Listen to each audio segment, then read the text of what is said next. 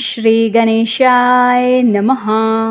असांजे सभिनी सिंधी भाउरनि भेनरनि जो असांजे चैनल इंडियन फेस्टिवल्स ते हार्दिक स्वागत था कयूं। असां सिंधियुनि जो वॾो त्योहार यानी कि चालीहा साहिब जिन शुरुआत हाणे थोरनि ई ॾींहंनि में थियण वारी आहे। त अॼु जे वीडियो में असां तव्हांखे चालीहे साहिब जो उपवास कीअं रखिबो आहे, इन जी विधि छा हूंदी आहे, उहो तव्हांखे ॿुधाईंदासीं। पूज्य चालीहा साहिब जो विर्त साल में 2 दफ़ा रखियो वेंदो आहे। पहिरियों जॾहिं सूर्य कर्क राशि में ईंदो आहे यानी कि 16 जुलाई खां 24 ऑगस्ट ताईं, ऐं ॿियो वरी नायरीअ जे चंड खां वठी पोइ महीने जी साई बारस ताईं। चालीहा साहिब यानी चाह सां, चित सां, विश्वास सां ऐं श्रद्धा सां पंहिंजे इष्ट देव अमर उॾेरो लाल साहिब जो ध्यानु ऐं सदाई उपासना करणु। हूअं त पंहिंजे इष्ट देव जी उपासना ऐं आराधना सदाई उथंदे विहंदे, खाईंदे पीअंदे 12 महीना करणु घुरिजे, पर इहे 40 ॾींहं ख़ासि थींदा आहिनि। चालीहो रखण वारे खे पंहिंजे वंदनीय माता पिता पतीअ खां आज्ञा वठी विर्त जो संकल्प करणु घुरिजे। कंहिंजी देखा देखीअ में विर्त न रखणु घुरिजे। चालीहे साहिब जे विर्त में सात्विकी ऐं सादगी अपनाइणु घुरिजे। जेतिरो थी सके संसार जे नाशवंत सुखनि जो त्याग करणु घुरिजे। सादगी पूर्वक रही सादो खाधो खाइणु घुरिजे, छो त ही सादो खाधो मन खे आराधना ऐं उपासना तरफ़ लॻाईंदो आहे। मसाले वारा तामसी ऐं बाज़ारी खाइण सां ध्यानु भटकंदो आहे।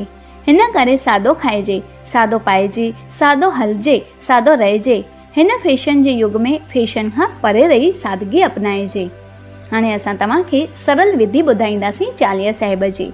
रोज़ सुबुह जो सवेल उथी सनानु करे स्वच्छ वस्त्र पाए मंदर में पूज्य श्री झूलेलाल भॻवान जी मूर्ति या फोटो अॻियां घीअ जी ज्योत जलाए करे धूप ॿारे करे साॼे हथ में अखो खणी करे, अखो यानी कि जंहिंमें चांवर, खंडु, लौंग, इलायची, हैड, घी, गुल जंहिंजो मिश्रण थींदो आहे, हिन अखे खे रखी ऐं साहिब जो मंत्र चवणु घुरिजे। ओम अखो पायां अमर रिझायां, जो फल मांगा सो फल पायां। अखो अखो जय भंडार अखो, अखे अखे विनती अधिकाई।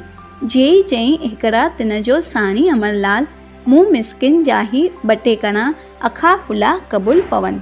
ही मंत्र 3 दफ़ा चई करे पूज्य झूलेलाल भॻवान जी आरती ऐं पल्लव करे सची श्रद्धा सां पूजन करे ऐं 12 लॻे खां पोइ यानी मंझंदि जे 12 लॻे खां पोइ जल या जेको फलाहार करणु हुजे उहो कजे ऐं हिकु वेलो अन्न ग्रहण कजे।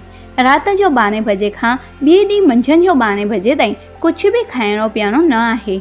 राति जो सुम्हण वेला सॼे ॾींहं करेला कर्मनि जो मनन करे ऐं माफ़ी घुरी चवंदा कि सॼो ॾींहुं सुख सां वितायो आहे, हाणे राति बि सुख सां विताइजा ऐं पंहिंजो गुरु मंत्र या ओम श्री वरुणाय नमः जो मंत्र जो जाप कंदा रहिजे ऐं सुम्ही पइजे।